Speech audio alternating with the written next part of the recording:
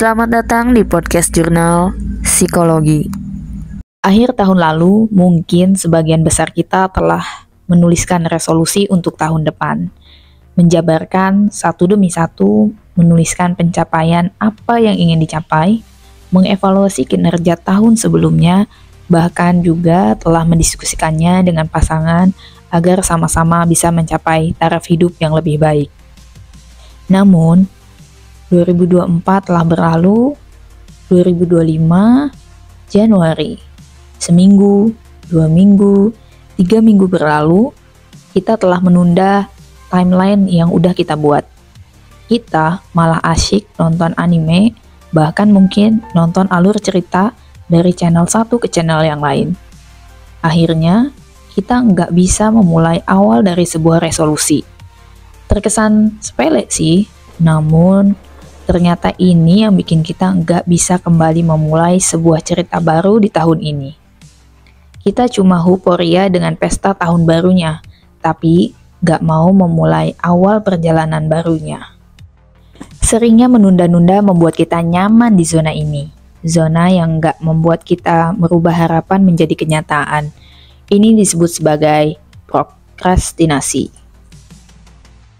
Prokrastinasi adalah kebiasaan menunda-nunda pekerjaan atau sebuah tugas. Prokrastinasi bisa dilakukan secara sadar atau tidak sadar dan bisa berdampak negatif pada diri sendiri maupun orang lain. Kata prokrastinasi ini berasal dari bahasa Latin yaitu pro yang berarti maju dan krastinus yang berarti besok. Ibarat gunung es, mungkin atasnya kelihatan adanya distraksi aja, tapi di bawahnya ternyata ada inersia. Konsep fisikanya adalah benda akan cenderung diam kalau nggak ada yang mendorong. Nah, otak kita itu cenderung diam dan malas untuk memulai.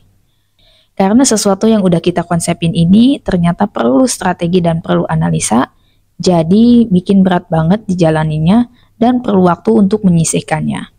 Misalnya nih, kita pengen membangun sebuah personal branding, namun kita perlu konsep dan ngebenahin akun Instagram atau YouTube-nya dengan berpikir dan cari referensi.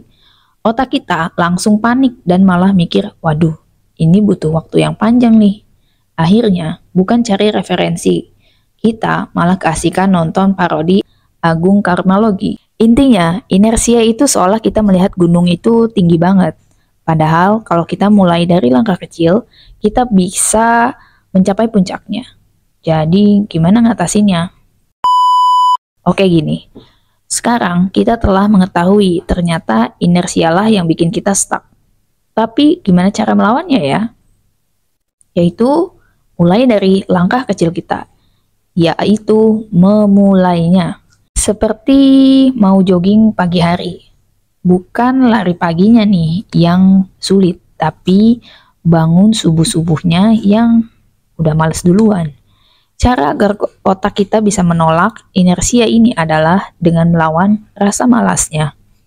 Kita bisa memulai gerakan kecil dulu, tapi rutin buat dijalaninya. Dan hal itu tidak langsung yang berat-beratnya. Misal, dengan kamu bangun pagi, kamu bisa gerakin badan ke kanan dan ke kiri sebanyak 10 kali, atau beberapa menit dengan gerakan kecil. Tapi kamu harus komit untuk lakuin itu sesuai jadwal yang udah kamu tentuin di awal. Ketika target kamu kecil, otak nggak akan merasa terintimidasi. Kalau udah sering dilakukan, nanti malah jadi keterusan. Gimana? Hingga ini jadikan sebuah kebiasaan untuk sebuah langkah awal. Intinya sih, langkah kecil untuk memulai sesuatu adalah dengan memulainya sedikit demi sedikit. Seperti sebuah tombol start yang bikin sebuah mesin bisa berjalan. Pernah dengar 2 menit aja untuk memulai sesuatu?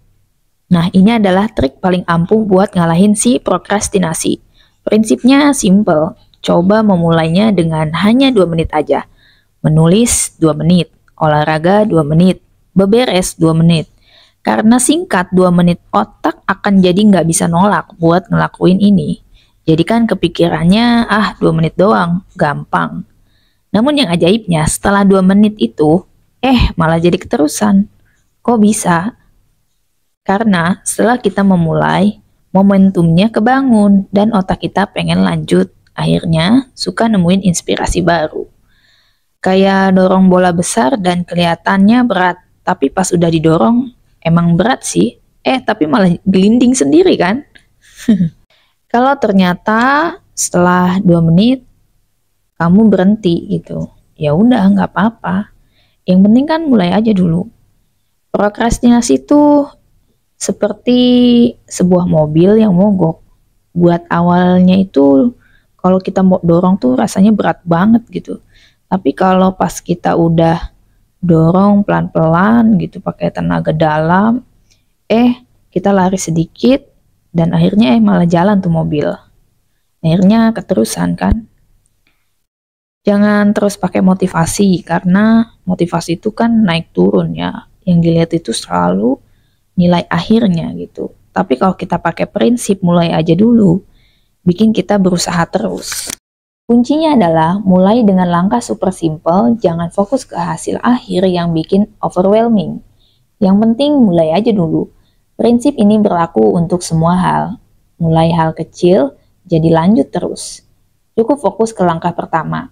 Pengen hidup sehat, ganti aja dulu minumannya dengan yang lebih sehat seperti air mineral. Punya mimpi jadi konten kreator, tulis aja dulu paragraf yang mau kamu bahas. Perubahan besar itu seperti membangun sebuah tembok. Langkah kecilmu seperti batu bata yang apabila kamu susun demi susun akan jadi makin kokoh. Bisa jadi hari ini kelihatannya biasa aja, tapi percaya deh, tiap langkah kecil yang konsisten akan ngerubah hidup kita pelan-pelan. Ingat, yang penting mulai aja dulu. Jadi, apa langkah kecilmu hari ini? Jangan lupa like, share, dan subscribe agar channel ini bisa berkembang. Thank you.